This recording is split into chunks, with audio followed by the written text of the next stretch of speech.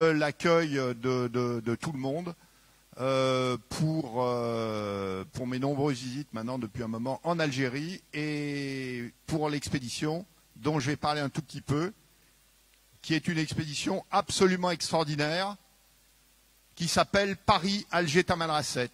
Donc je vais vous présenter la présentation de ces expéditions. Ensuite, il y aura un film que je vais commenter en direct avec vous, qui reprend toutes mes aventures depuis que j'ai démarré les choses en 2003. Et puis à l'issue de la présentation du film, je répondrai avec plaisir à toutes vos questions.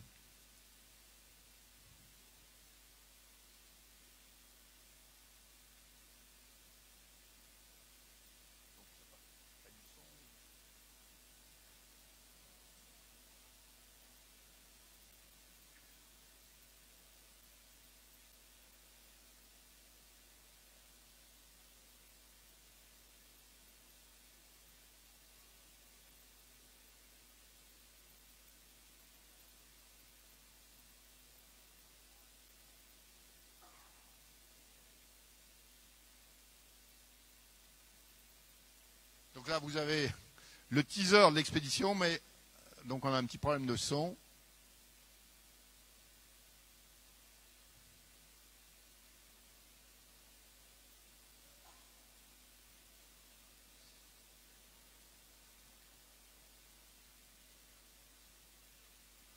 Bon, en fait, donc l'expédition s'appelle donc Paris-Alger-Tamanrasset.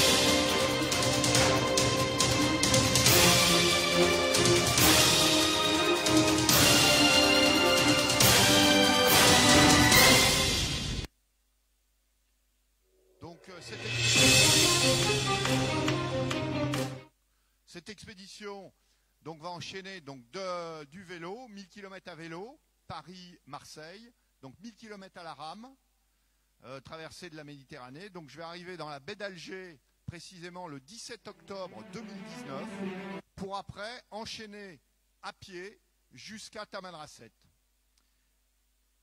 Donc, en quelques mots, l'historique de cette expédition, je suis parti pour enchaîner tous les déserts du monde à pied. Et je dois dire que je n'avais pas mis l'Algérie, le Sahara, dans mon programme, parce que bon, je ne connaissais pas trop l'Algérie. Et puis, comme pour beaucoup de Français, on pensait qu'il y avait peut-être certains risques. Et puis, à l'initiative de Djamel Bouda, et puis à travers une invitation dans un premier temps de l'ONAT, eh bien, je suis venu en reconnaissance jusqu'à Tamanrasset sur l'intégralité du parcours. Et puis, je me suis aperçu que l'Algérie était finalement très bien sécurisée, que l'accueil était extraordinaire. Donc, cette expédition s'est construite comme ça. Et j'insiste énormément sur le fait de dire que l'Algérie, c'est probablement un des plus beaux pays du monde, aussi bien à travers le Sahara que les côtes extraordinaires. Et cette expédition est certainement l'expédition celle qui emporte le plus d'enthousiasme de tous les acteurs, que ce soit évidemment en Algérie, en France, en Chine ou ailleurs. Que ce soit les acteurs économiques, les acteurs du tourisme, les acteurs des médias. Donc c'est une expédition absolument extraordinaire. Départ de l'expédition précisément le 6 septembre 2019. Voilà, et maintenant donc on démarre avec ce film sur tous les terrains du monde.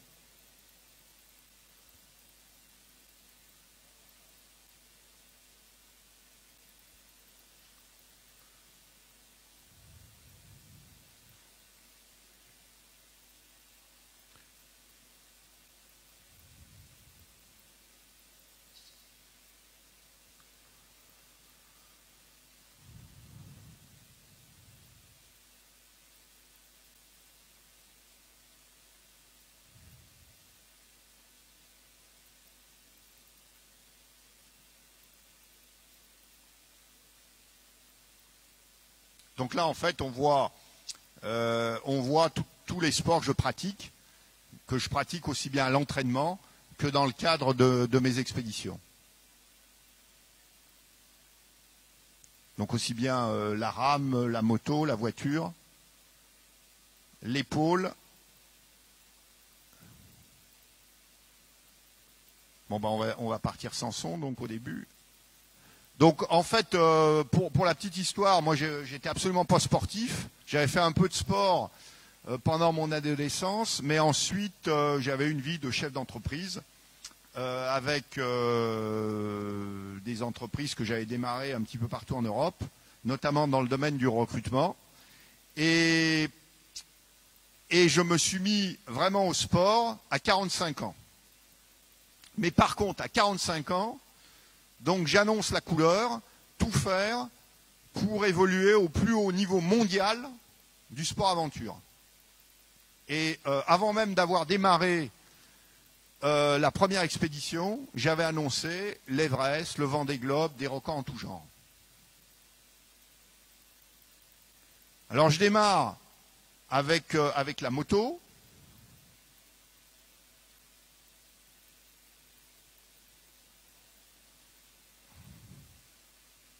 Donc la moto, en fait, je courais, parce que là, dans le film, on va probablement arriver.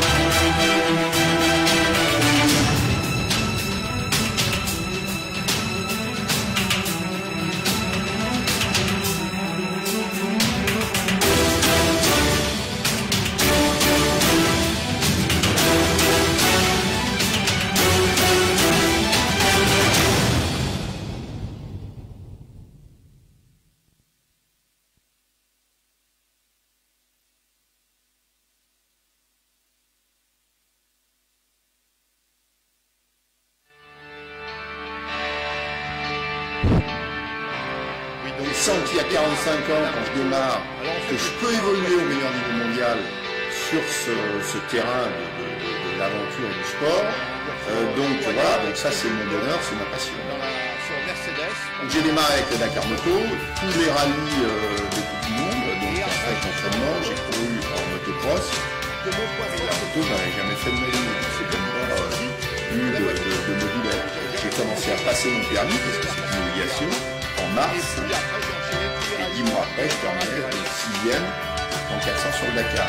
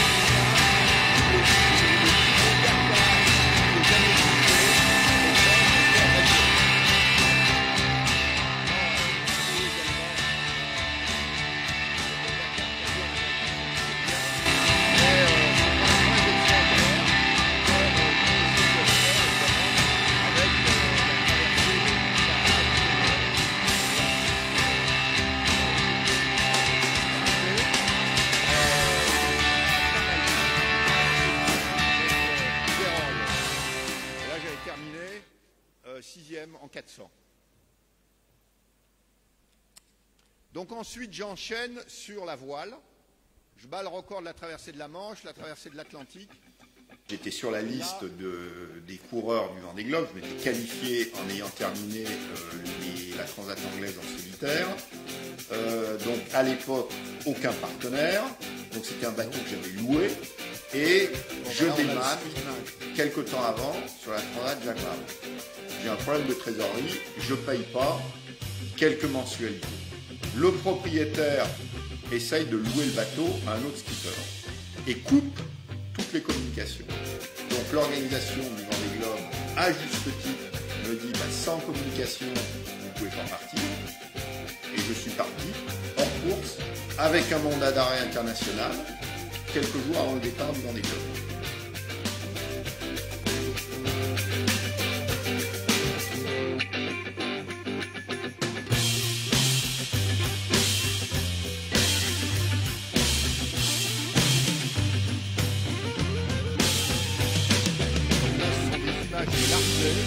Après 122 jours de mer. Mais non, papa! Ici, là! Ici! Non, plus fort! Tu l'as fait!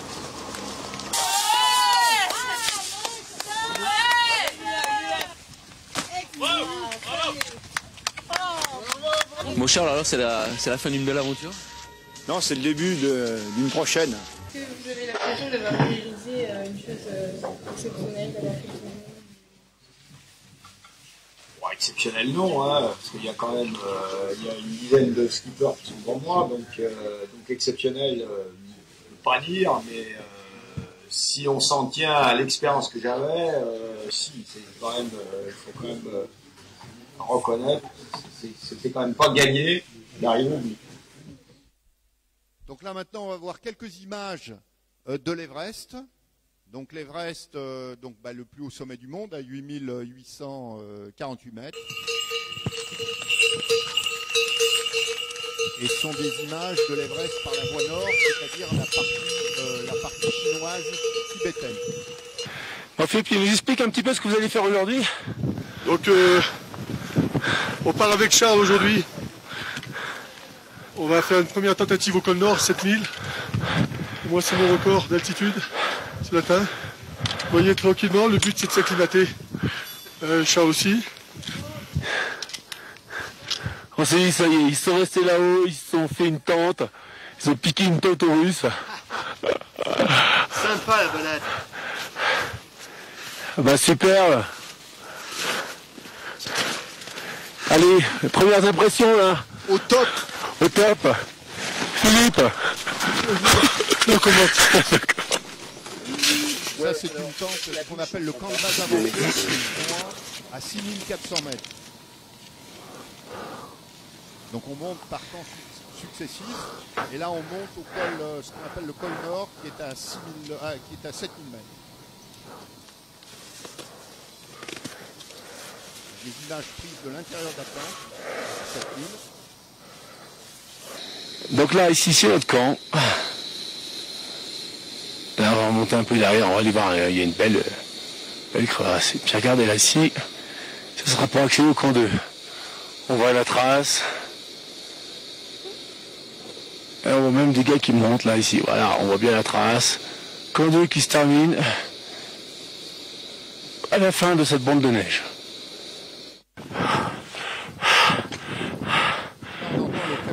Le passage des échelles, c'est plus la même chose. Son souffle.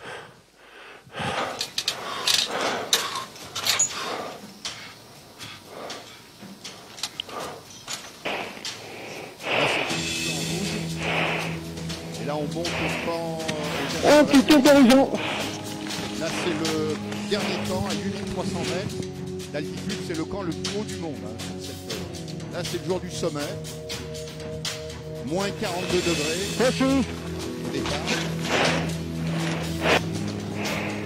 Voilà, on va voir des images qui sont très intéressantes.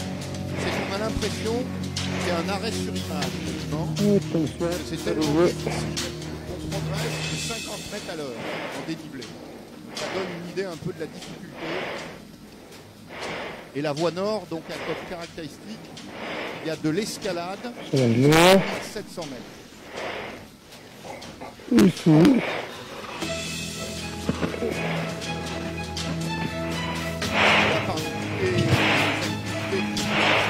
La montagne est la plus dangereuse, c'est encore plus dangereux.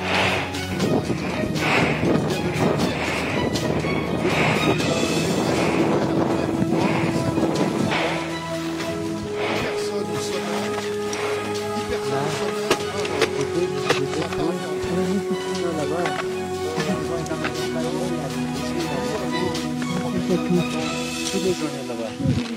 Donc ça c'est une photo de moi au sommet, donc le 17 mai 2006.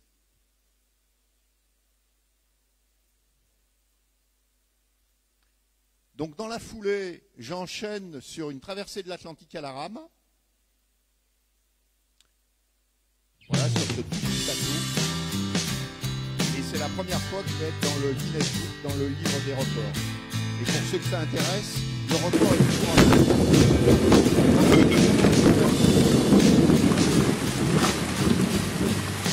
Alors me voilà en train de ramer.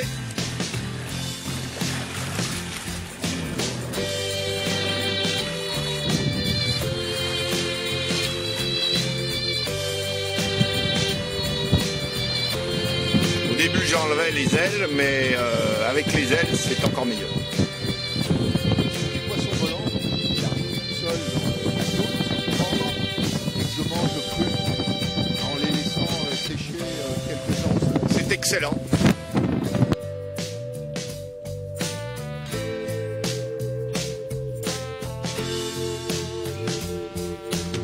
Trente-et-unième jour de mer. Donc hier j'ai dû probablement faire ma plus grosse journée.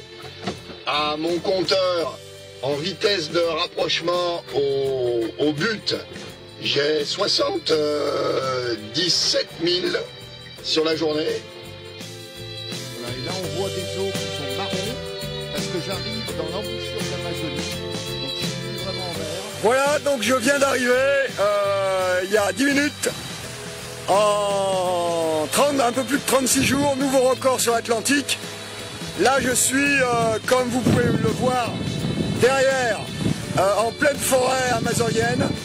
Le bateau, le petit bateau qui m'a accompagné et qui a bien fait son travail se trouve là. Je vois que j'arrive à être assez compétitif. Donc j'ai rajouté à mon programme un aller-retour atlantique non-stop, ça s'est jamais fait. Et là, cet aller-retour, je vais le faire 7 ans après. Donc j'annonce quelque chose que je ferai 7 ans après. Donc là, une expédition au pôle Sud, en Kite 15 mars, donc là que je suis avec mon coach, le coach Corian, qui adore la glisse. Là, on va redescendre et il se réjouit de pouvoir faire de la glissade à fond. Donc ça, c'est mon petit chien, on le voit là. Donc je m'entraîne avec lui très souvent. Je l'emmène au sommet du Mont Blanc et je l'emmène aussi en mer. Par exemple, dernièrement, j'ai fait un Tour de France à la rame. Et il est très souvent avec moi.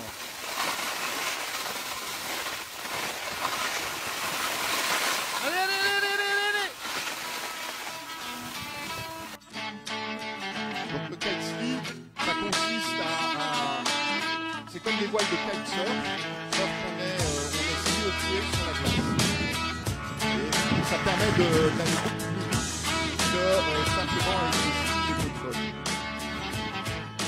Donc voilà un petit peu l'allure du campement. Là, je suis prêt à partir.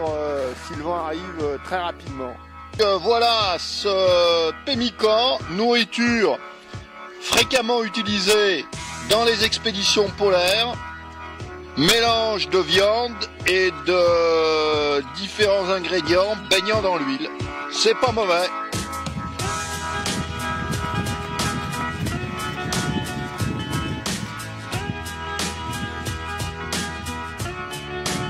J'ai 9 voiles de taille différentes. La plus petite, c'est celle-ci, elle mesure 1 mètre carré et je peux circuler avec des vents jusqu'à 100 km/h. Et la plus grande fait 30 mètres carrés. d'un souffle d'air. Aujourd'hui, 25 décembre, je pourrais être le Père Noël de l'Antarctique si je tirais mon traîneau au lieu d'être alité dedans et si j'avais des cadeaux à distribuer.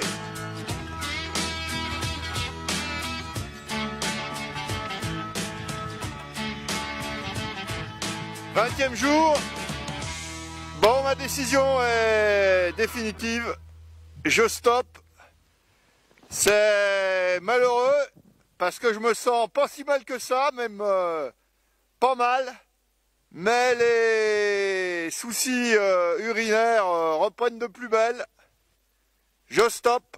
Donc voilà, ma trace pour cette fois-ci s'arrête là.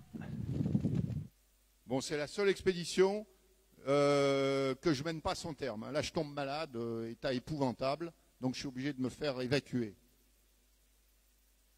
Et pourtant, c'était pas l'expédition la plus difficile et la plus dangereuse que j'ai entreprise. Donc ça, c'est une autre expédition à la voile, une première. Donc, parti depuis 4 jours du Groenland, arrivé sur le début du passage du Nord-Ouest, avec de la glace, de la neige.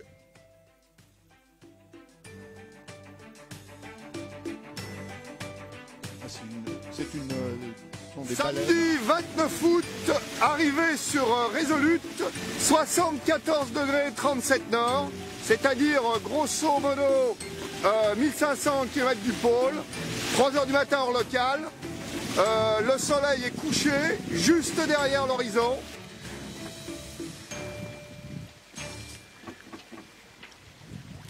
Point de Barrow, Grand Nord Alaska, partie la plus nord de l'Alaska américain, États-Unis.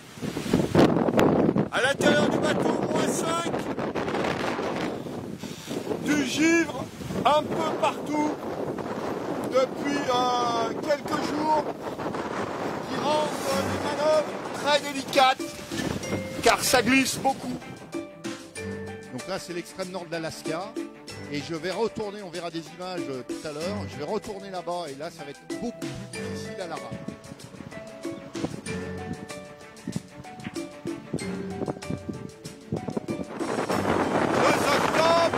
Le passage Isanovski détroit, c'est le petit passage entre la péninsule Alaska ici et les îles Aléoutiennes ici.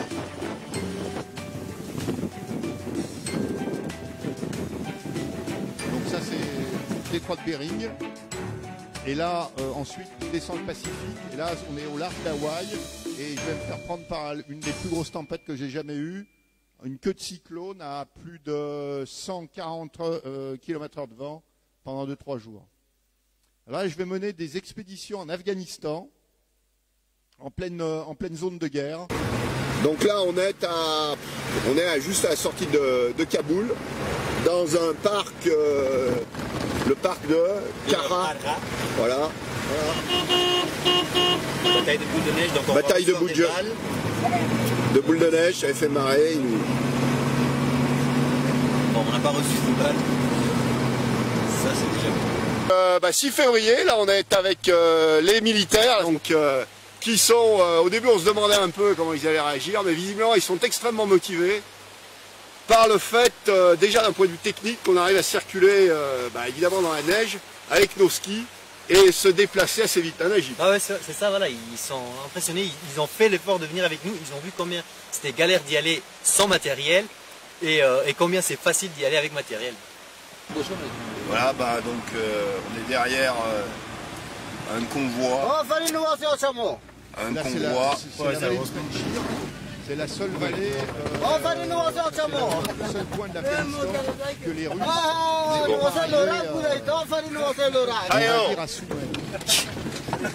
c'est la région du commandant Massoud.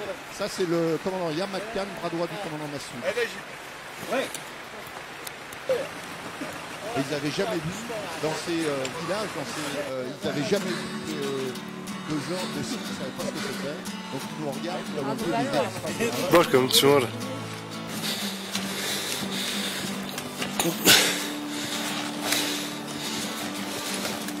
Şöyle İbrahim bana bak.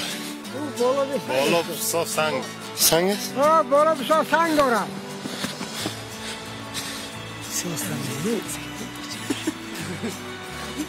Là, j'avais recruté, on peut dire, un Afghan. Et grâce à ça, il a créé la première fédération. Et donc, char russe qui a été détruit. Voilà, nous sommes en pleine vallée de Penchir. Et le ski, donc ça impressionne les gens parce qu'ils n'en ont pas vu. Ça impressionne plus que les chars soviétiques apparemment. Donc le commandant Voilà, donc maintenant on va en Mars, donc ton village natal. Ouais, mon village natal au Mars, donc on peut descendre encore au ski. Voilà, donc c'est le tour d'ancien combattant, je vais le descendre lui. D'accord.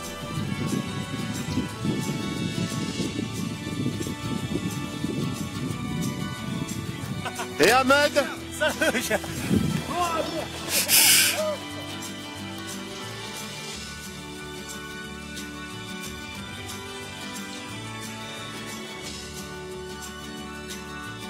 Et là, on se retrouve à 20 km du centre-ville de Kaboul, où on a skié. Donc, on va voir, voilà, ça c'est moi qui descends. Là, on est à 20 cm du centre-ville. Donc, Najib, en pleine poudreuse, sur une belle traversée. Allez. 10 jours de ski dans sa vie. Voilà, et grâce à ça, aujourd'hui, bon, il y a des jeunes, notamment des jeunes, qui se sont mis à faire un peu de montagne, un peu de ski en Afghanistan. Donc là, c'est une première qu'on réalise à deux, avec Arnaud Tortel. On est les premiers à faire une traversée sans ravitaillement, pesant. Je vous présente Charles Edrich. On est des gelures. Un peu cramé, mais... On est complètement gelé. On a eu des températures à l'abri de la tente jusqu'à moins 50 degrés.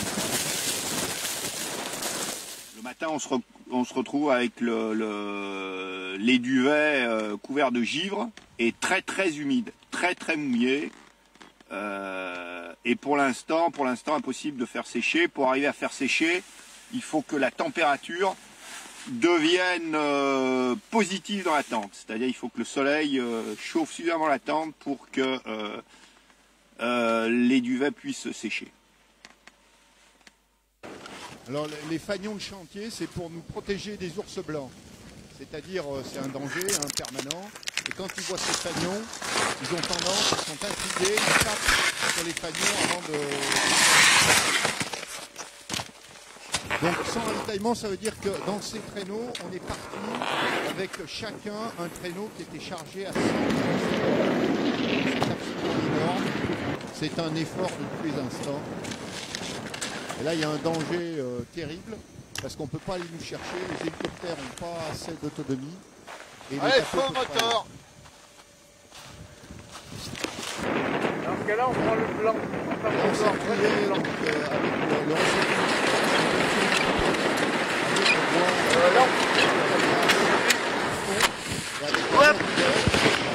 parfois sur des étendues très grandes. Donc danger absolument total. Et voilà un énorme bras d'eau. Ces bras de mer. 300 km du pôle, par grosso modo 487 degrés nord. Donc, la technique, c'est qu'on mettait nos deux radeaux bord à bord, nos deux traîneaux, attachés avec des skis, enfin danger absolu. Là, on a posé la caméra pour montrer un petit peu comment ça se passe.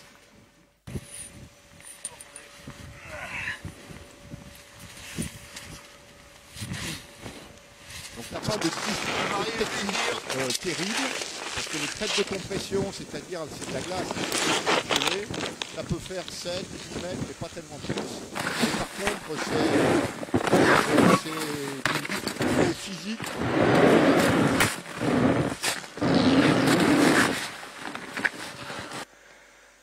Toujours des leads à passer, des voies d'eau. Arnaud Tortel. On construit les traîneaux. Et là, nous voilà dans un nouveau décor. Tout est cassé, complètement brisé. Les blocs font 1 mètre, 2 mètres. On doit monter à 3-4 mètres de haut et redescendre. Là, on a passé plusieurs, on en a franchi plusieurs. Charles est encore dans les blocs. Compliqué.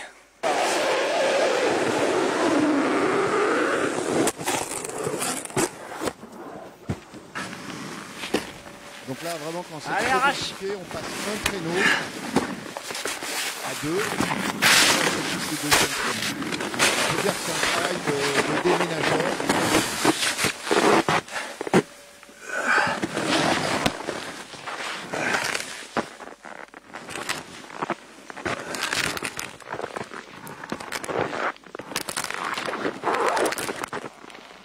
Et on est armé. On a un ours blanc qui nous a suivi grosso modo pendant 8 jours. Et on a un fusil avec ceux qui me connaissent, les 300 Winchester Magnum. Vas-y, tire-le un peu.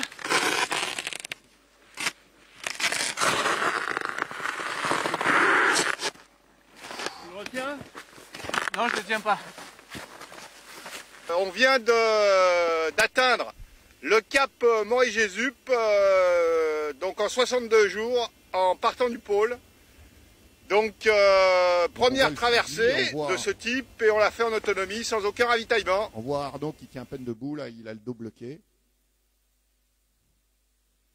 Donc là, ce sont des compétitions, là c'est plus des compétitions directement sportives, hein, on ne peut pas parler de grande aventure, mais je suis également sur ce genre de trucs. Pierre-Amanta, c'est un peu les championnats du monde de ski alpiniste. Le spécialiste de la discipline, certains le connaissent peut-être, s'appelle Kylian Jornet. Ça se court par équipe de 2 sur 4 jours avec 10 000 mètres de dénivelé possible. Là, c'est moins. Donc la discipline, ça consiste à tous les meilleurs mondiaux, hein, c'est une discipline pratiquée par les Autrichiens, les Français, les Canadiens, les Américains. Donc ça consiste à monter le plus possible sur des sommets enneigés et ensuite de descendre le plus possible.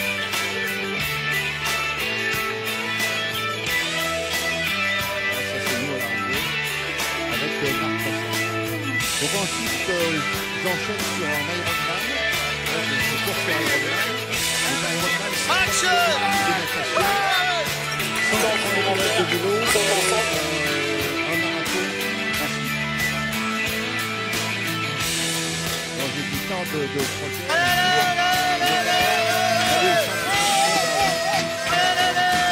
Il faut être capable de faire, je ne dois pas pouvoir gagner, mais je pense que je peux faire un podium en catégorie. Ça, 2 mois après, je cours sur l'Ultra Trail du Mont Blanc. Alors c'est la discipline. Aujourd'hui, c'est la pratique un peu partout. Il y en a au Maroc, notamment avec le marathon du sable.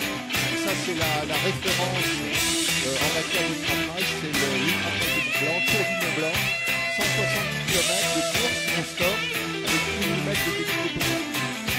On considère que ça correspond, pour citer les choses, à 8 marathons sur plat enchaînés dans la course.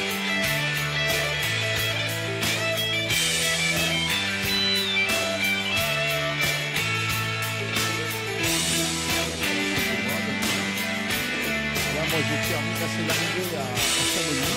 Donc, c'est Chamonix en passant par la Suisse, la France, la Suisse et l'Italie. Et là, je vais terminer en 40 heures non-stop, c'est-à-dire 40 heures de marche et de course sans aucun arrêt, à aucun moment. Donc là, c'est l'expédition la plus longue que j'ai pour l'instant jamais entreprise, en solo absolu, hein, sans assistant. Là, ce sont des images du départ.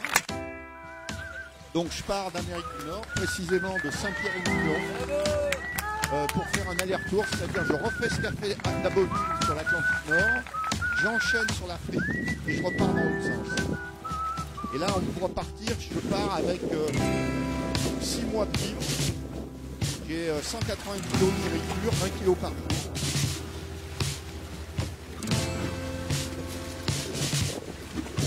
Alors c'est des conditions très très rustiques, hein. J'ai 1 mètre carré pour vivre. L'Atlantique Nord, ça reste extrêmement dangereux.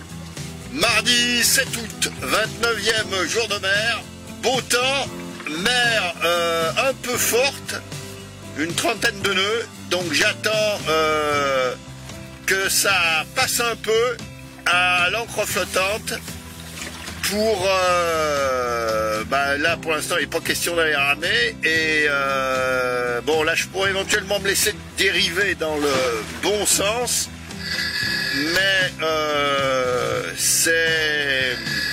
il y a trop de risques de se retrouver en travers et de se faire rouler.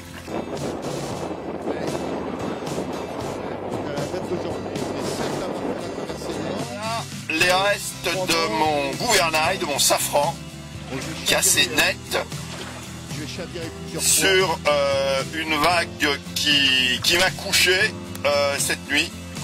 Je me suis pas retourné, mais couché.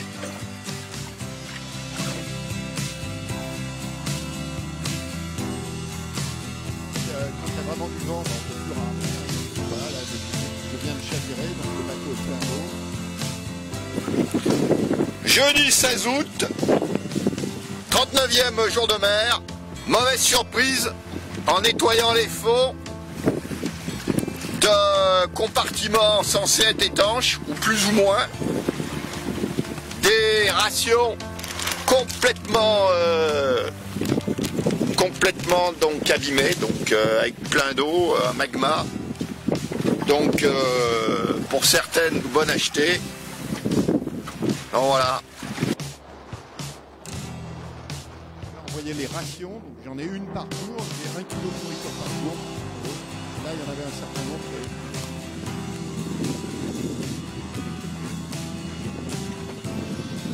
Des baleines. Vendredi 28 septembre, 81 jours de mer et quelques heures. Les îles Canaries sont derrière moi, la pointe nord de Tenerife. Premier partie du parcours en train d'être réalisé. Bientôt le périple retour. Rencontre insolite à 1500 km de la côte la plus proche. Donc là, je suis en train de me faire de l'eau douce. Parce que j'ai à peu près tout cassé à bord. Donc mon désalinisateur est cassé. Donc il faut que je le manœuvre avec une pompe. Donc quand j'arrête de ramer, je pompe pour pouvoir avoir de l'eau douce.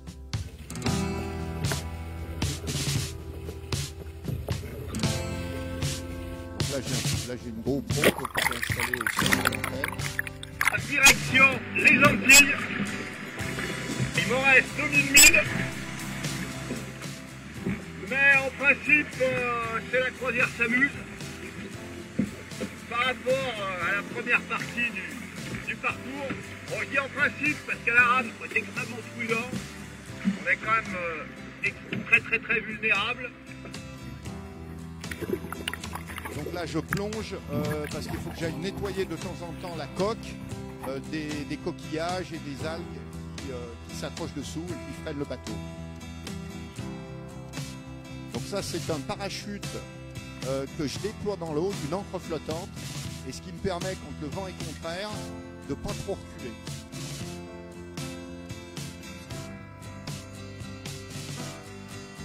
Là, je suis en train de passer les îles du Cap-Vert. J'ai fait donc Amérique du Nord, Canaries, Cap-Vert, et je suis reparti de l'autre côté. Ça, ce sont des images de l'arrivée en Martinique.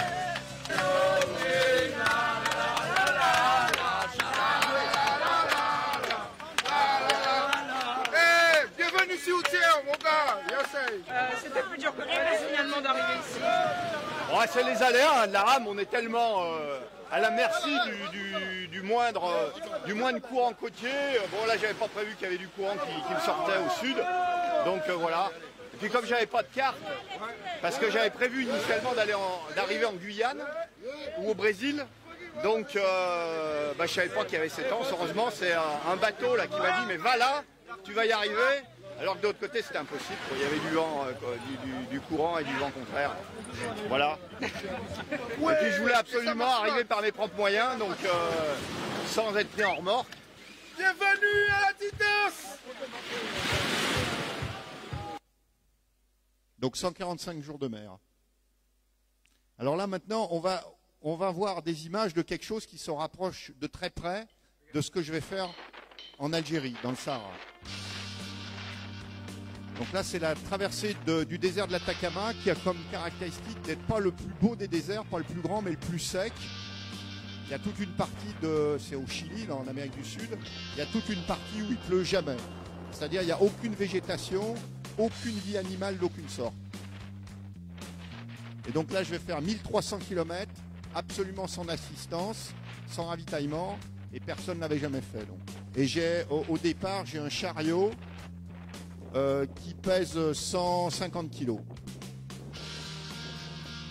150 kg, donc avec principalement évidemment de l'eau. Je consomme 11 litres au 100 km, quel que soit le désert du monde, de la nourriture et puis quelques vêtements.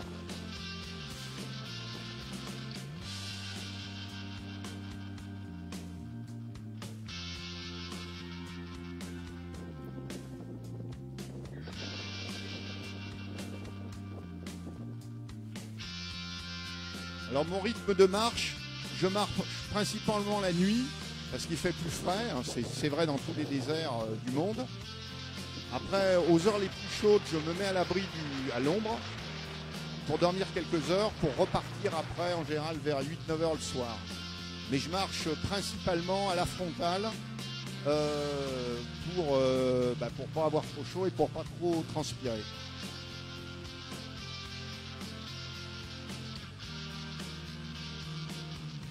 D'ailleurs, on voit là la frontale que j'ai laissée allumer.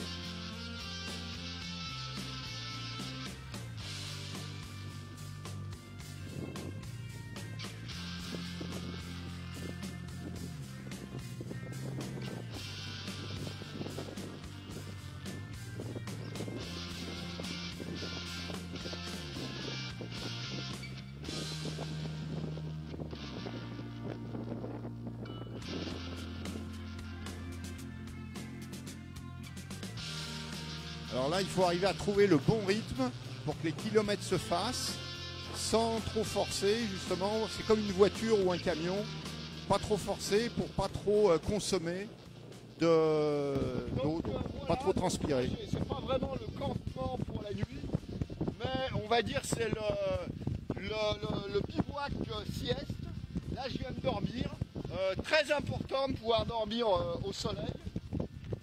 Et on voit un petit peu tout le matériel, la pelle, le thermos qui permet d'avoir de l'eau fraîche toute la journée, et puis évidemment le chariot du désert qui se trouve être un outil, on peut dire, révolutionnaire et qui permet d'envisager toutes les plus grandes traversées dans les déserts du monde.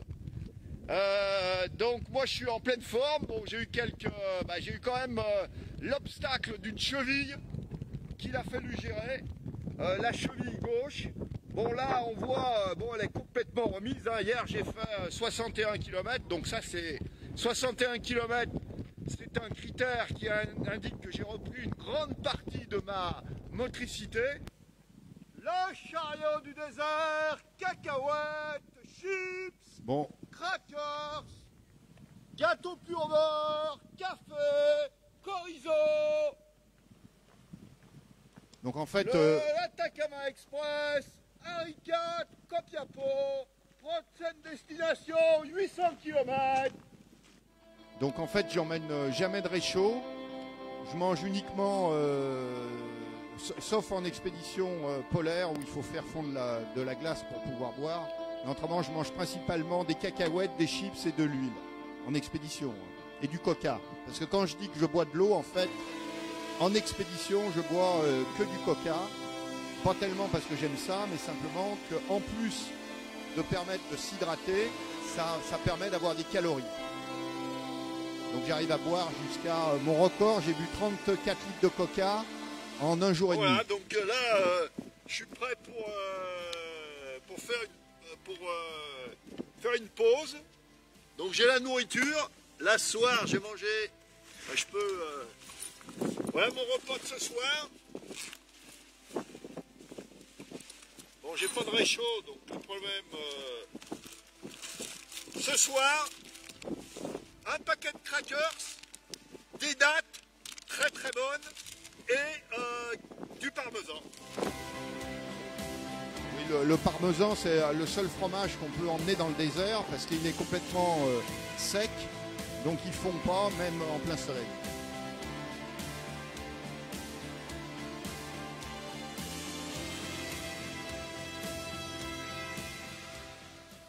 29e jour d'expédition, donc à 200 km de l'arrivée.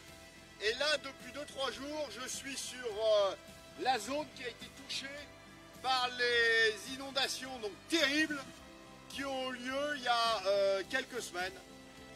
Alors là, le paradoxe complètement dingue, je suis dans le désert le plus sec du monde. Et alors qu'il n'a pas plu depuis des années, c'est pas des mois mais des années, il y a eu des inondations épouvantables. Un peu d'ailleurs comme je crois qu'il y a eu de la pluie terrible dans le sud de l'Algérie, à Tamanrasset, dernièrement. Expédition Atacama, le soleil se lève. Donc là on voit que je suis très marqué, très marqué, hein, donc ça veut dire que j'ai vraiment forcé. La lune est encore là. Elle m'a permis de me servir très peu de la frontale cette nuit. Et je suis sur une piste où j'ai pas croisé âme qui vive depuis, je crois depuis 2 jours maintenant. Voilà. Bon, ça a l'air de rien là. Mais bon là, la côte est pas trop forte. Mais hier, par exemple, j'ai eu 3 cols avec chacun des cols 500 mètres de dénivelé et des pentes extrêmement raides. Donc, ça complique un peu le sujet. Là, ce sont des images de l'arrivée à Copiapó, c'est-à-dire la limite du désert. Il y a encore 100 mètres. Allez, allez, allez. Allez, bravo, continue.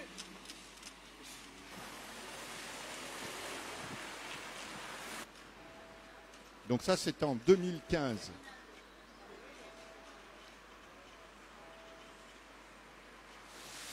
Donc 9 mai, donc me voilà arrivé à Copiapó après 33 jours et donc 1300 km parcourus. Donc traversée du désert de l'Atacama, donc sans ravitaillement.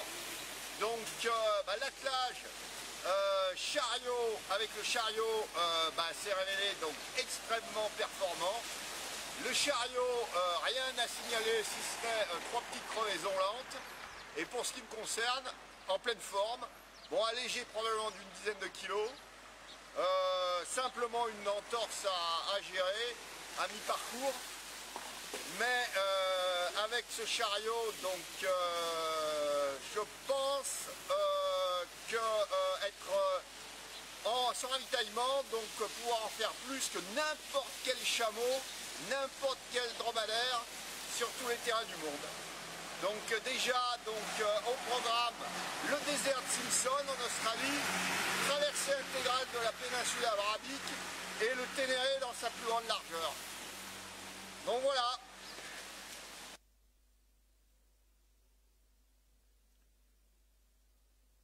Donc là, ça va être à nouveau une expédition à la rame où je vais relier le Pacifique à l'Atlantique par le pôle Nord. Là, je pars du détroit de Bering. Donc on a vu des images tout à l'heure que j'avais fait ce passage à la voile. Et là, je pars du détroit de Bering, donc Amérique. Là, je suis aux États-Unis et on voit les États-Unis en face. Et je vais passer 165 jours au total, sur 3 saisons. Et le bateau là qui se trouve juste là. Et sur le parcours qui fait 6000 km, je vais m'arrêter pour ravitailler dans 10 villages esquimaux, 10 villages inuits précisément. Nous faisons un feu pour tenir les moustiques à l'écart. La technique. Donc ça c'est la première escale dans un village esquimau. Dans l'essence du quad. Car les bouts de bois trouvés sur la plage ne sont pas vraiment secs. Voilà notre quad. Donc notre moyen de transport depuis la ville Kivalina qui est au bout de de la lagune là-bas. Voilà, c'est Nelson. On est le lundi 8 juillet et Charles arrive à Kivalina. On peut le voir. Donc ça c'est mon fils aîné qui m'attendait dans les villages esquimaux. Ici. Et là il me Il est filme. assez loin encore, je pense 1 heure. 45 minutes. Nos hôtes sont venus voir le bateau. Il y a toujours beaucoup de moustiques. Et Charles devrait repartir dans 5 ou 6 heures. Là, il y a de la glace éparse depuis 3 jours.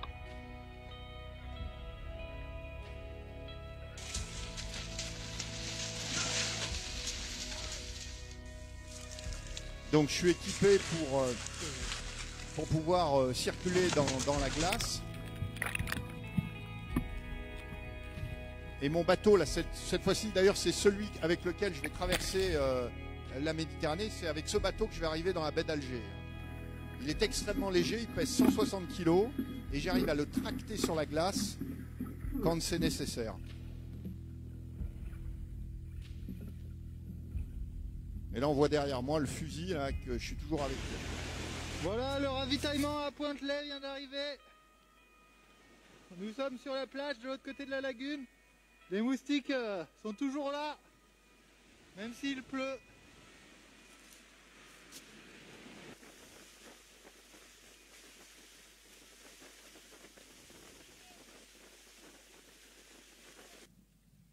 Donc Donc Toutouiactouk, 10 septembre. Petit village de 500 habitants inuits. Et voilà la maison. Donc tenue dans la maîtresse de maison est une femme très charmante inuite. C'est elle qui a proposé que le bateau soit installé dans le garage. Donc la petite porte bleue qui se trouve ici. Mais quand elle a proposé ça, elle n'avait pas vu le bateau, elle pensait à un kayak. Et donc il me reste maintenant le dernier obstacle à franchir, rentrer le bateau dans le garage. Donc en fait le parcours je vais le réaliser en 4 saisons. Parce qu'en hiver, il est hors de tout est gelé, donc c'est pas possible de circuler. Donc 26 août, en pleine forme. Ça c'est l'intérieur de la cabine, donc on a vu. Donc,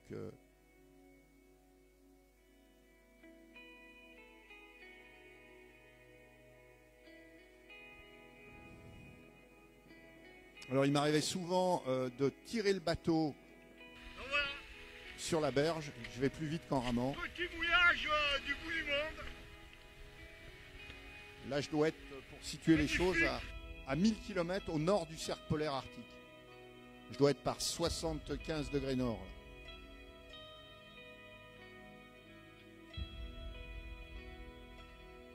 Regarde-le. Regarde ce gros.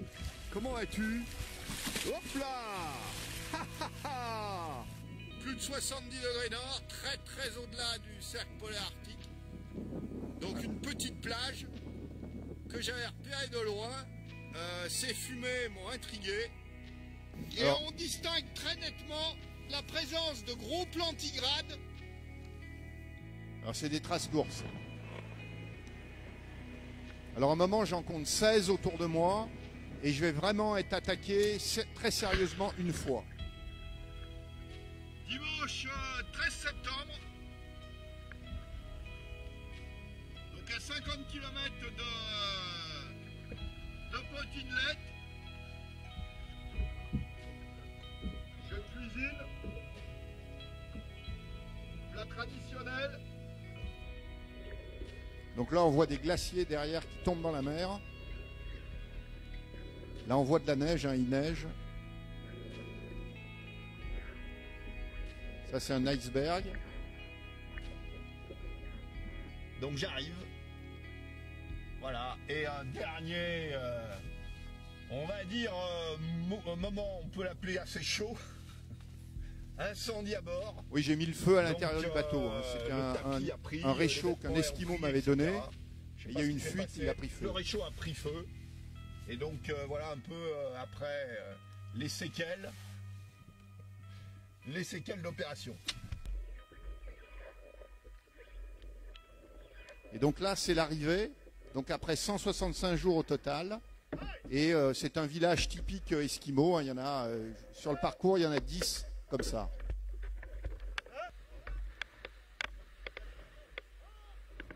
J'ai oublié, après l'incendie, j'ai eu encore une aventure.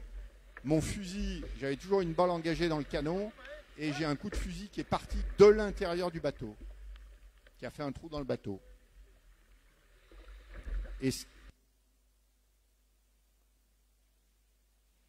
Et là, donc, là, je vais réaliser sur ce même bateau un Tour de France à la rame.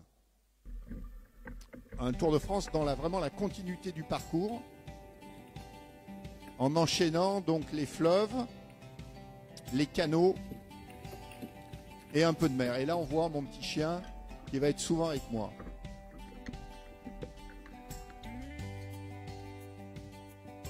Donc ça, c'est le départ de la Bastille. Je vais faire ça en 5 mois.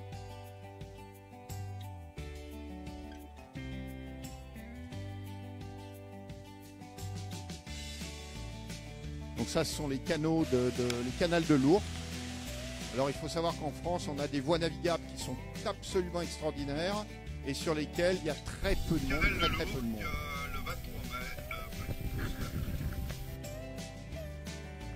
Donc là, c'est pareil. Souvent, je tirais mon bateau parce que j'allais plus vite, surtout s'il y a un peu de courant contraire. Je vais plus vite en tirant mon bateau qu'en ramant.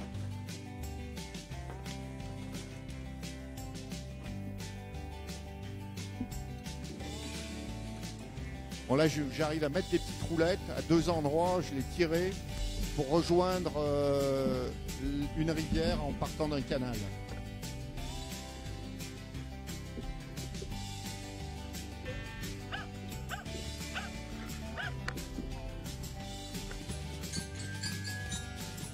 Ça, c'est Saint-Jean-de-Laune, c'est la fête annuelle des mariniers. C'est un pur plaisir. J'ai passé par exemple 8 jours sur le canal Champagne-Bourgogne. Je m'accrochais, j'ai une petite ancre, je la jetais dans les foins et je dormais magnifiquement. Il n'y a qu'une nuit où j'ai mal dormi parce que j'ai pas le droit de circuler la nuit. Hein, donc parce que les écluses sont fermées, pas moi spécialement, mais les écluses sont fermées. Et j'ai été très embêté. Alors pas ni par des ours blancs, ni par des baleines, ni par des morses, mais par des crapauds, et qui font un bruit épouvantable. Donc ça, c'est le canal Champagne-Bourgogne, qui en partant du nord permet de rejoindre la Saône et le Rhône.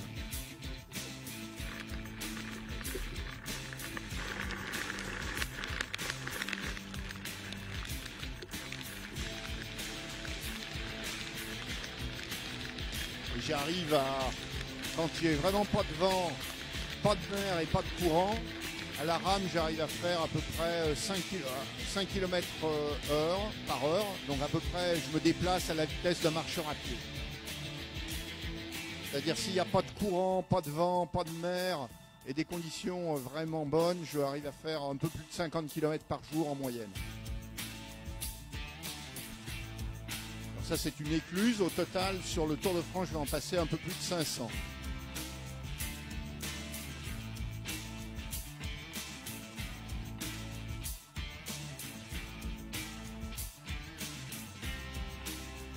Il y a quelques tunnels.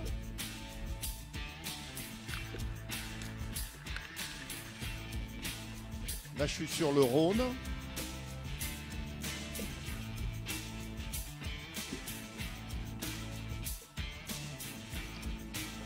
Alors sur le Rhône, c'est le seul endroit où on m'a pas laissé passer quelques écluses. Donc j'ai tout un système de poulies, de palans pour pouvoir les franchir à la main. 15 juillet, sur le Rhône, par Mistral.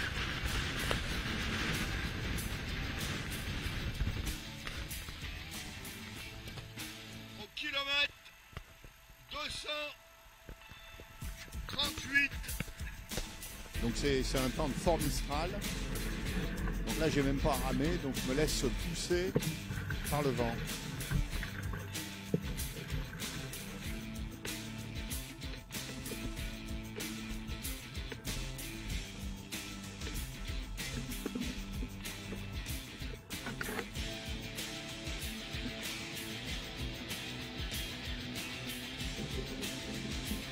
Ça c'est le canal du Rhône à Sète qui permet de relier le canal du Midi à partir du Rhône. Canal du Midi, c'est l'endroit le plus touristique pour ce qui est des canaux et des voies navigables en France. Là il y a un peu de tourisme.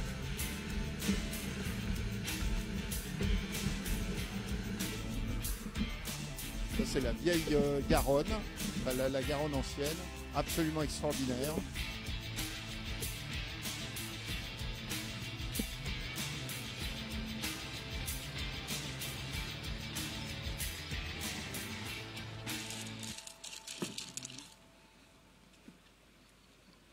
Donc là je fais une pause.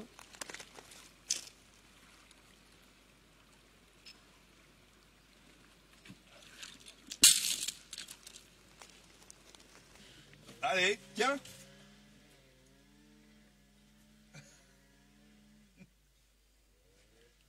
C'est pas bon ça pour les chiens.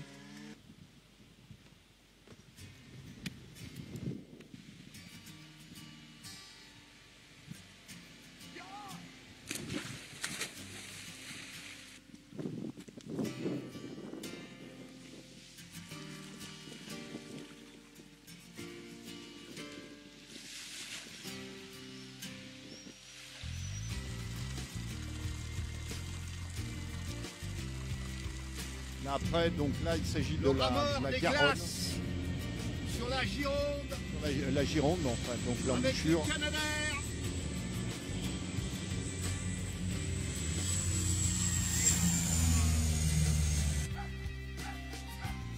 C'est quoi là? Ben là, je vais. Là, c'est la renverse. Donc, je pars dans cette direction. Le courant. Donc là, c'est le courant de marée. Donc je vais attendre le changement de courant, je vais dormir quelques heures. Là je pense qu'il y en a pour 3 ou 4 heures, 4-5 heures. Et puis après je vais partir tout de suite de nuit. Là c'est le. Donc je vais partir je pense vers 3 heures du matin en direction de Royan. Voilà, et je me suis attaché à un petit poteau. Bon, alors il faut savoir que la rame, souvent on pense que c'est un sport. Regardez la météo pour.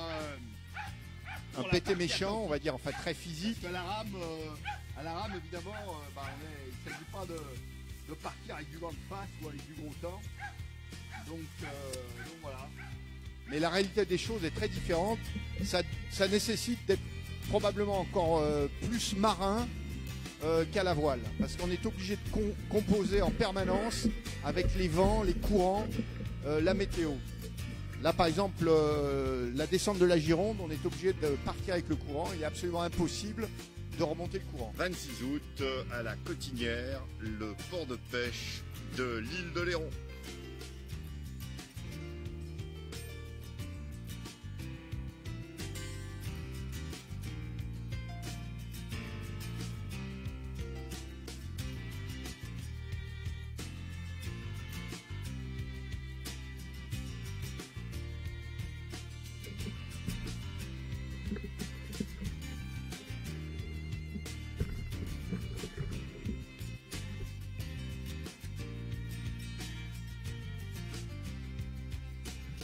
Et là, on va voir, je vais trouver le moyen.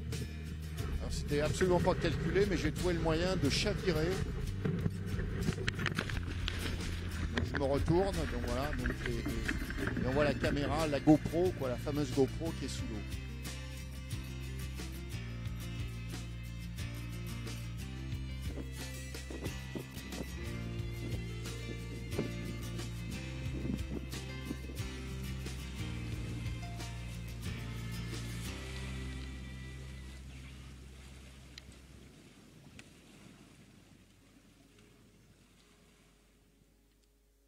Et après, je vais remonter jusqu'au nord de la France pour redescendre après avec l'Oise et revenir et revenir à Paris avec la Seine 5 mois après le départ.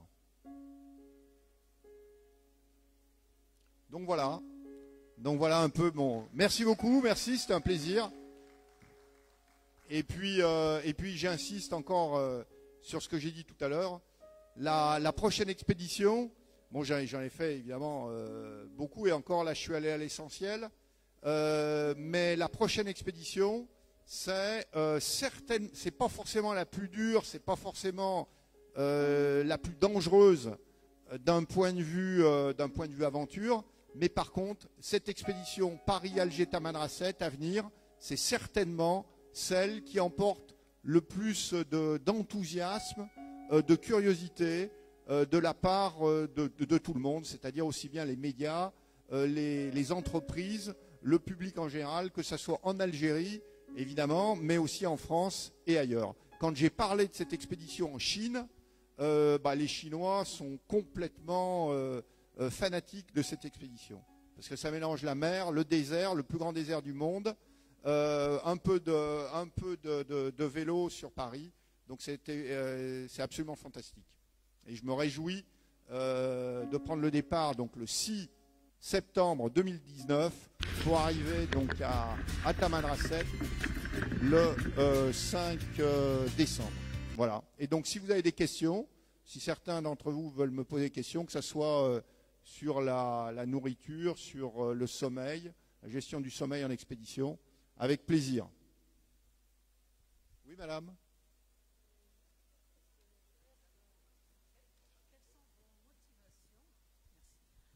De prendre autant de risques dans votre vie. C'est vraiment se jeter presque vers la mort. Quoi. Bon, non, pas, alors non, il faut savoir, ça c'est très important, il faut savoir que si on n'est pas très prudent sur ce genre d'expédition, ça ne dure pas très longtemps. Donc il faut arriver, moi ma motivation, bizarrement je suis quelqu'un de plutôt prudent. Donc, mais par contre, comme le danger fait partie de l'aventure, je suis obligé de l'accepter, de le limiter au maximum, mais de l'accepter. Par exemple, sur cette expédition Paris-Alger-Tamanrasset, il y a évidemment un certain niveau de risque, mais c'est quand même beaucoup moins dangereux que l'expédition, le passage nord-ouest, où là, le danger, je ne veux pas dire était permanent, mais là, il était maximum. Hein. J'avais les ours blancs, les morses, je me suis fait attaquer par des morses, je pouvais être pris par les glaces, il y avait des températures épouvantables. J'avais aucune référence sur lesquelles m'appuyer pour ne serait-ce que les habits qu'il fallait que j'emporte. Donc ça, c'est pour ma réponse sur l'aspect danger. Par exemple, il m'est arrivé de renoncer à des expéditions auxquelles j'avais pensé, parce que je considérais justement que le risque était trop important. Par exemple, l'Everest, je le réalise par la voie nord. Après, je pense un moment repartir pour descendre l'Everest à ski. Et je renonce parce que je considère que le risque est trop élevé. Bon, et pour ce qui est de mes motivations, les aventuriers, on a chacun nos propres motivations. La mienne, souvent, elle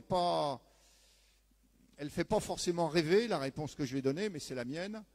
J'ai senti très jeune, à 14 ans, ça paraît peut-être incroyable, mais j'ai senti que c'était le domaine où j'avais le plus de talent, de prédisposition naturelle. Donc si vous voulez, on peut prendre l'exemple de l'entreprise. Dans l'entreprise, je me suis pas trop mal débrouillé. J'avais une entreprise que j'ai réussi, en partant d'une feuille blanche, à introduire en bourse. Mais je sentais que j'avais plus de potentiel sur le terrain de l'aventure.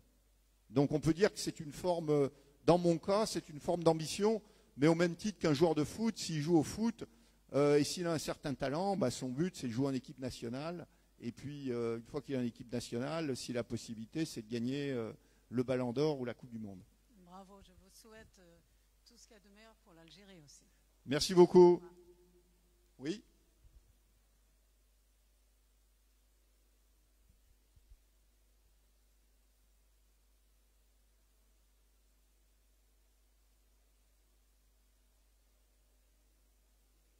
Vivre en solitaire pendant des jours et des jours, voire des mois. Est-ce que ce n'est pas un facteur vraiment, des fois, démotivant? Alors, moi, je peux vous dire... Comment l'avez-vous géré?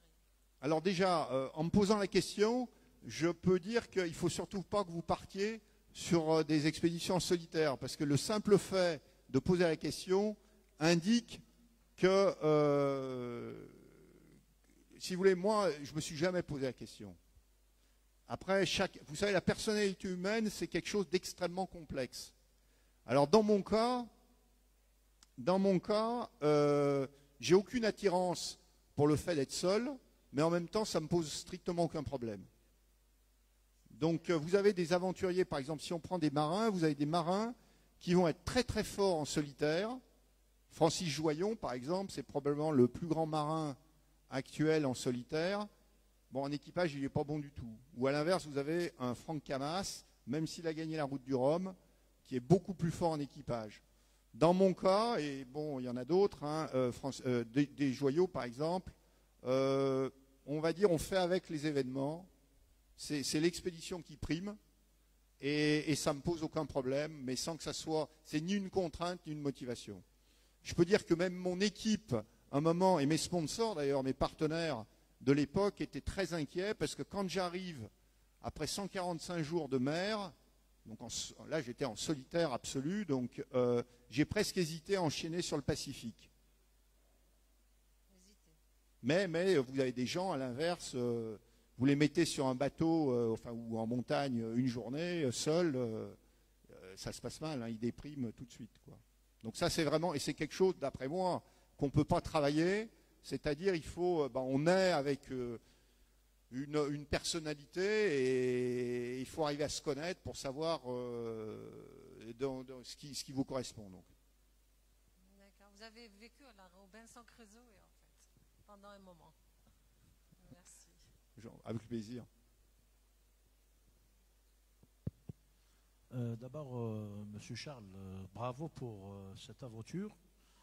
J'ai deux questions à poser, mais avant de poser mes deux questions, j'aimerais bien vous demander si vous organisez la prochaine aventure.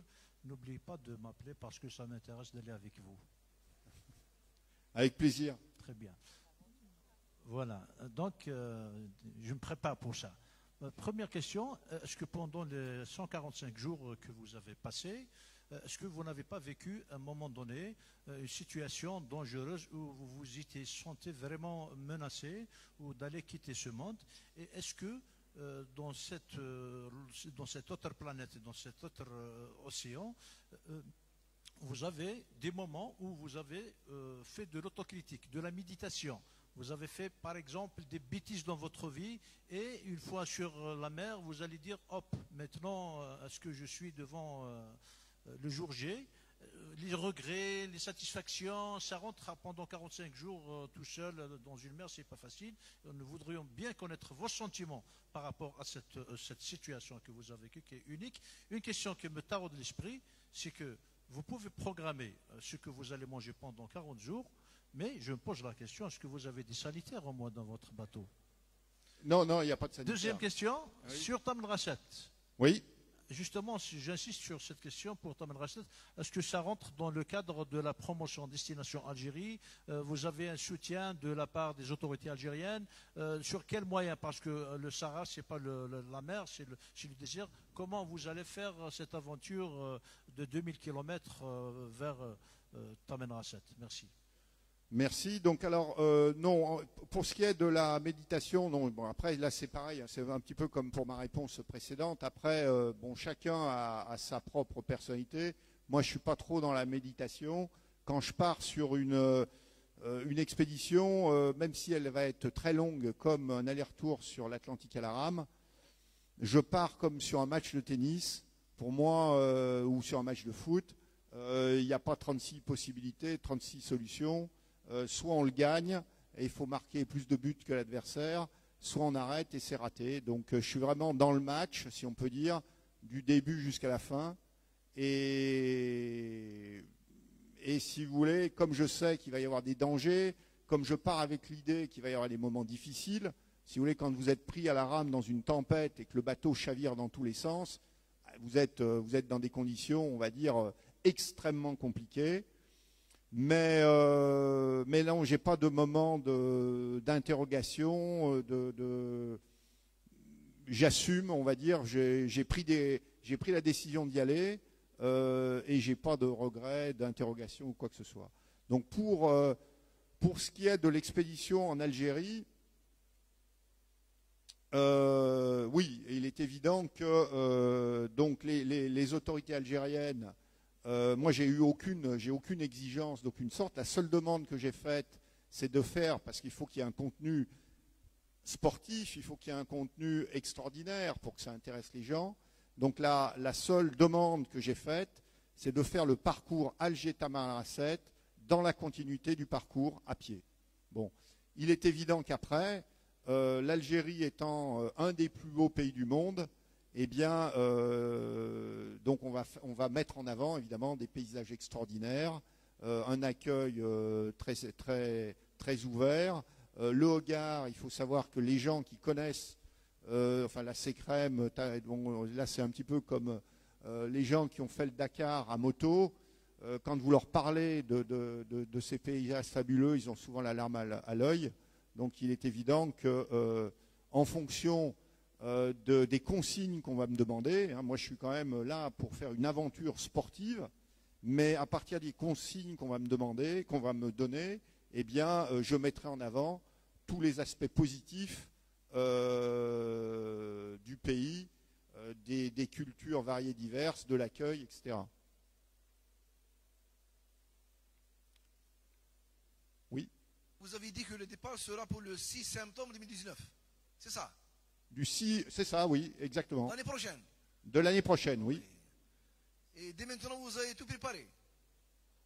Pour l'instant, non. Là, pour l'instant, je communique un petit peu. J'ai reconnu le parcours, déjà. Vous l'avez déjà fait? Non, là, je repars à Paris. Hein, je repars à Paris samedi. Donc. Vous l'avez déjà fait, le parcours? J'ai fait le parcours en reconnaissance. En voiture? En voiture. Ah, oui. C'est très bien. Merci. Avec plaisir.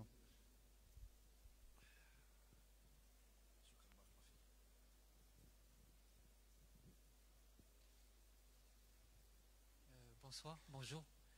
Bonjour. Je voulais vous dire, pourquoi vous... comment on dit ça? Pourquoi vous choisissez toujours les montagnes, la glace? Je vois... Ah bah, disons, c'est un peu dans la nature humaine. Hein. Quand Hilary, alors moi je me rapproche évidemment des gens que je peux connaître, quand Hilary a gravi l'Everest pour la première fois, donc après des tas de tentatives menées par d'autres, avec des tas d'accidents, de morts et compagnie, on lui pose un peu cette question, et on lui dit, mais monsieur Hilary, pourquoi vous avez pris autant de risques pour gravir simplement au sommet d'une montagne? Bah, sa réponse, elle a été toute bête, parce qu'elle était là. Si vous voulez, bon, bah, c'est un peu mon cas. Hein, moi, disons, d'aller faire un footing ou d'aller dans le désert en voiture, ça me passionne. Mais si en plus de ce côté-là, il y a un record de vitesse, une première, quelque chose qui n'a pas été déjà fait par d'autres, eh bien, c'est encore quelque chose de plus extraordinaire. Moi, quand je traverse l'Atlantique à la rame pour la première fois, ça me passionne, mais d'entrée de jeu, je sens que j'ai une possibilité pour établir un record de vitesse. Je me jette dessus comme un mort de faim. Donc, et comme dans le désert, il se trouve, bon, le désert, bon, je l'avais fait, j'ai couru en moto, en voiture, mais j'avais jamais entrepris des aventures à pied dans le désert.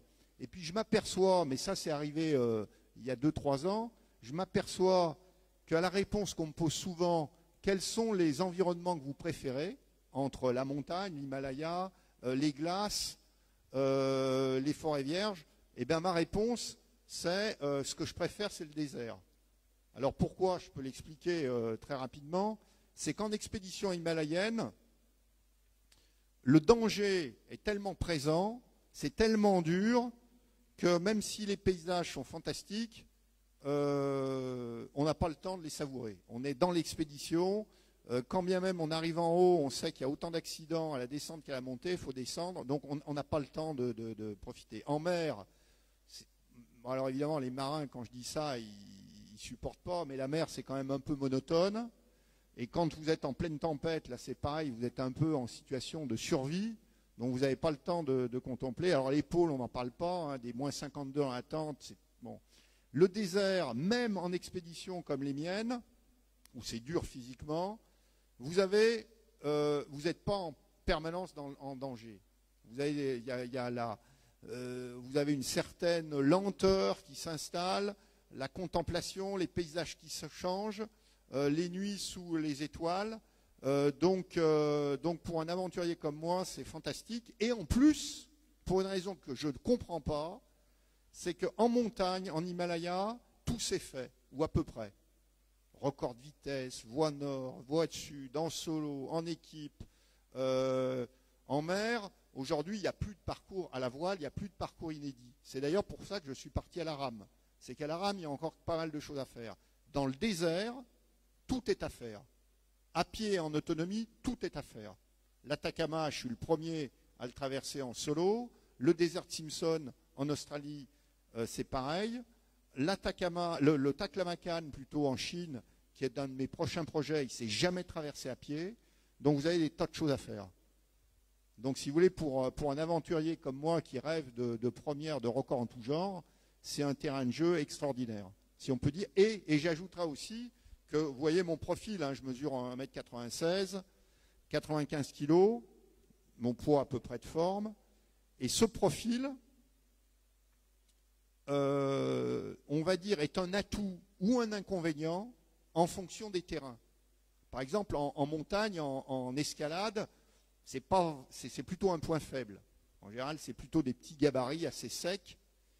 Par contre, dans le désert, pour tracter des charges très lourdes, c'est un avantage. C'est d'ailleurs aussi pour ça que je fais de la rame, c'est que mes 95 kg, c'est un avantage. Mon gabarit, c'est un avantage terrible. Donc voilà.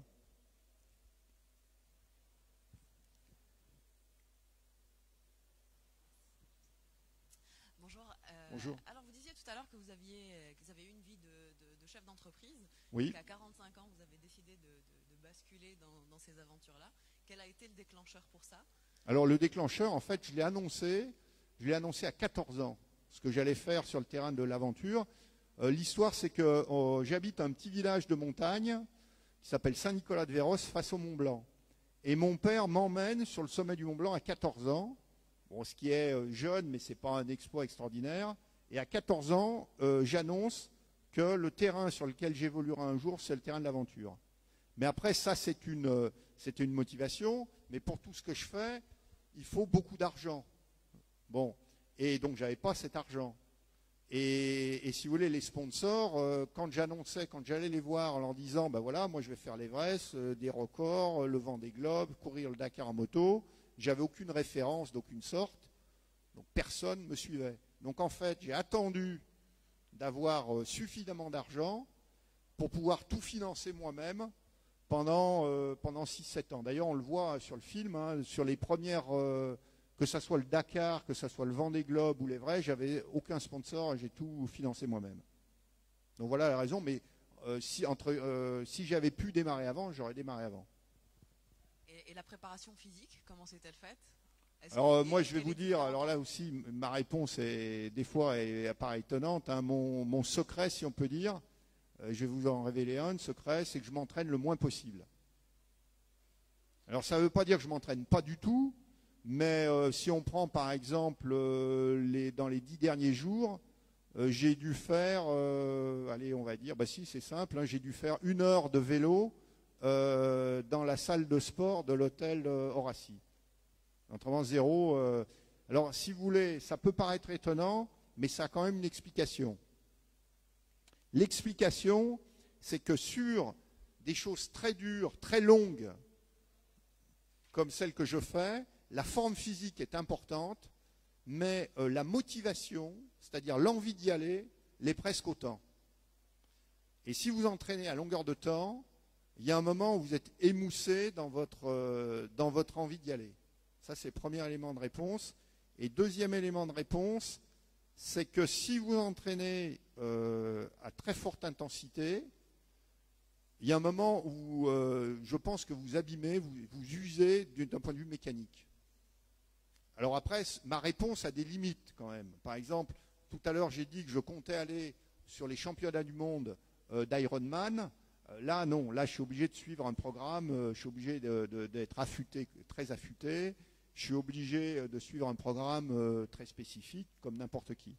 En plus, sur certaines expéditions, il ne faut pas que je parte trop sec.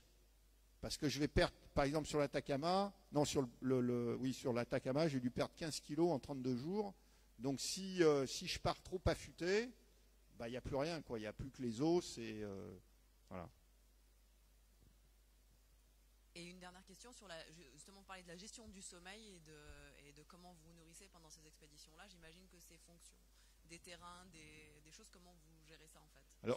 Alors sur la nourriture, c'est exactement ça. Je vais te prendre 3 ou 4 exemples. En expédition himalayenne, la seule chose qui compte, c'est de manger.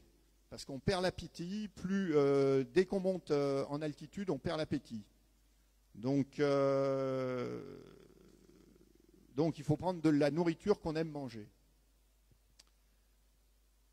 En expédition polaire, quand on est en solo, ce qui compte, c'est d'avoir le moins de poids possible par rapport, le moins de poids possible par rapport aux calories qu'on emmène. C'est-à-dire, il faut prendre, en clair, ce qu'il y a de plus calorique. C'est pour ça qu'en expédition polaire, j'arrive à monter à 80% d'huile pure.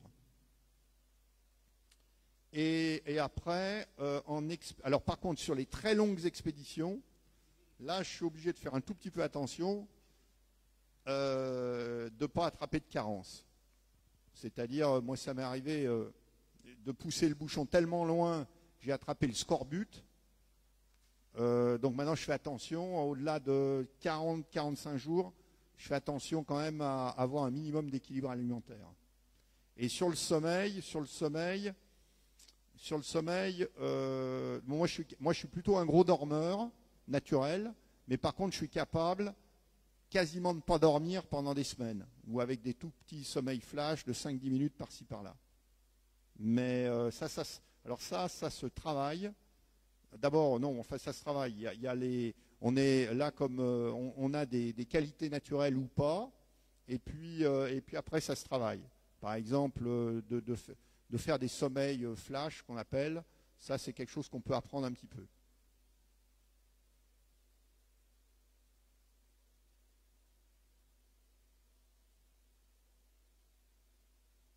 D'autres questions? Non? Eh bien, donc, merci beaucoup. C'était vraiment un plaisir. Et puis, vous aurez l'occasion. On fera probablement, la date n'est pas encore arrêtée, pour ceux que ça intéresserait. Donc, on fera probablement une conférence de presse officielle en Algérie, probablement d'ici un mois ou deux, pour vraiment lancer l'opération, parce que je tiens absolument à lancer l'opération. C'est d'ailleurs un peu ce qu'on fait d'ailleurs depuis hier, mais on veut absolument lancer l'opération en Algérie avant de commencer à en parler ailleurs dans le monde. Voilà. Merci beaucoup, c'était vraiment un plaisir. Merci.